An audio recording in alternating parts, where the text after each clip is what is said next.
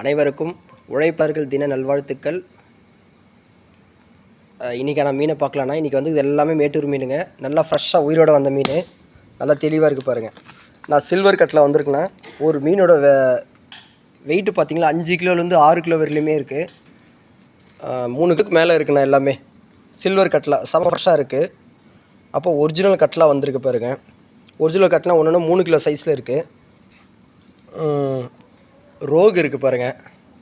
ரோகு நல்லா ஃப்ரெஷ்ஷாக இருக்குது. ரோகு வந்து 4 கிலோ 5 கிலோ சைஸில் இருக்குண்ணா. விரால் வந்திருக்கு.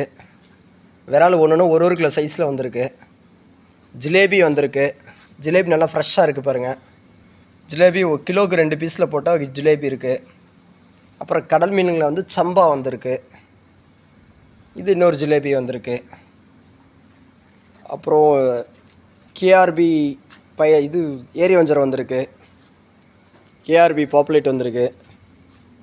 பைலட் வந்திருக்கு. 1 கிலோவுக்கு 1 பைலட்டு, கிலோவுக்கு 1 பீஸு. அப்புறம் மத்தி வந்திருக்குண்ணா. மத்தி ஒரிஜினல் மத்தி வந்திருக்கு. நல்லா ஃப்ரெஷ்ஷாக இருக்குது பாருங்கள். சைஸ் நல்லா பெரிய பெரிய சைஸாகவே இருக்குது மத்தி. இறால் வந்திருக்கு. கடல் மீன்களில் மத்தி இறால் வந்திருக்கு. அப்புறம் சங்கரா வந்திருக்கு பாருங்கள். சங்கரா நல்லா தகன்னு இருக்குண்ணா. சங்கரா வந்திருக்கு.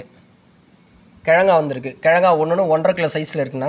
கிழங்கா 1.5 கிலோ 1 கிலோ சைஸில் இருக்குது. அப்புறம் தேங்காய் பாறை பொடி வந்திருக்கு.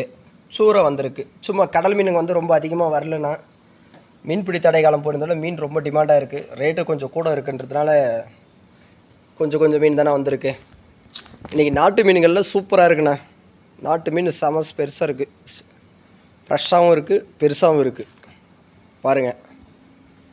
இன்றைக்கி உண்டான மீன்கள் இதெல்லாம் நாட்டு மீன்கள்.